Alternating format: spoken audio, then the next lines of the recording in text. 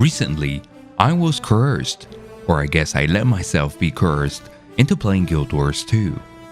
I had decided I was going to play through the game content in order of release.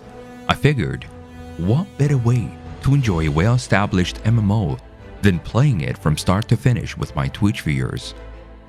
I expected both Chad and myself to enjoy the game, but I did not expect I was going to get hooked on the game's lore. The longer I spent adventuring in Tyria, the more interested I got into the lore. And now, I've grown interested enough to want to make videos. So, I'll be doing exactly that.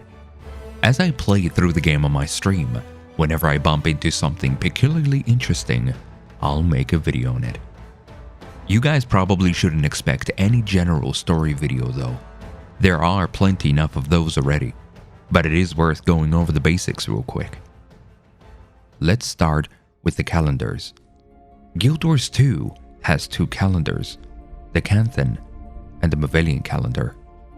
The predominant calendar is the Movelian calendar.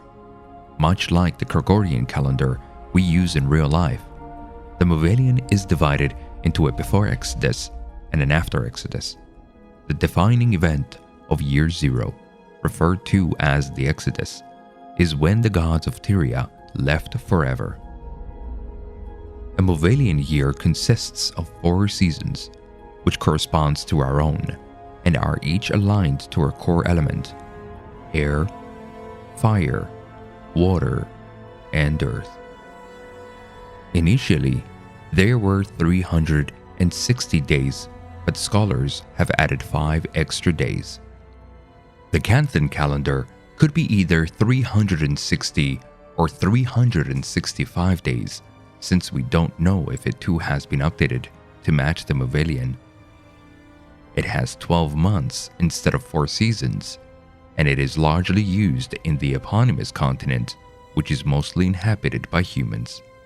So far, the story of Guild Wars 2 covers 10 years, from 1325 after Exodus to 1335 after Exodus, and Guild Wars 1 took place about 250 years earlier, in 1079 after Exodus. There are also a few Guild Wars books that cover other time periods. Many races populate the world of Tyria. Only 5 of them, however, are playable. The humans, once the dominant species of Tyria, they are splintered and a far cry from their glory of their old empire. Even though their entire race is under threat of being wiped out, they still persevere. The Asura, a large intellect that comes in a small package. They lived underground until they lost their homes in 1078 after Exodus. Forced onto the surface, they swiftly established themselves as a force to be reckoned with.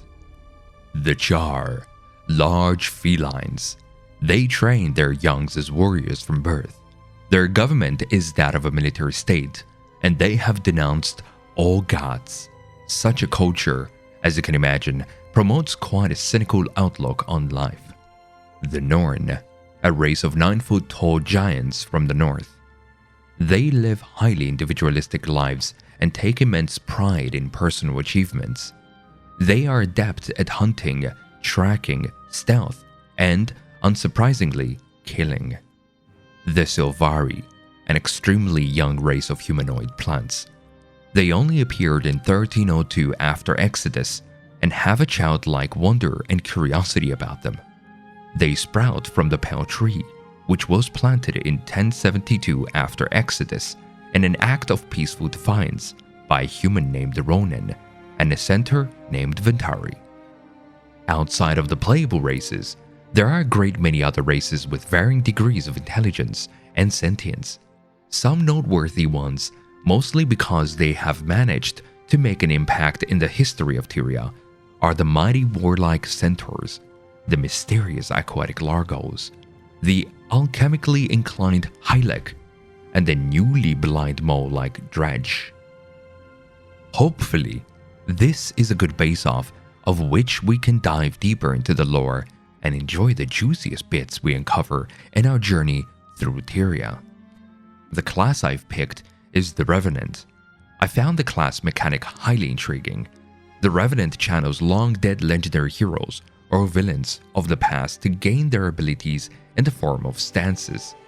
For example, the Demon Stance is from the legendary demon Malix the Unyielding, the Dwarf Stance from the King of Dwarves, Yalis Ironhammer, and the Herald Stance from the legendary dragon Glint. I can see myself delving into the lore behind the legends and the inner workings of the Revenant class, so expect a video on that next.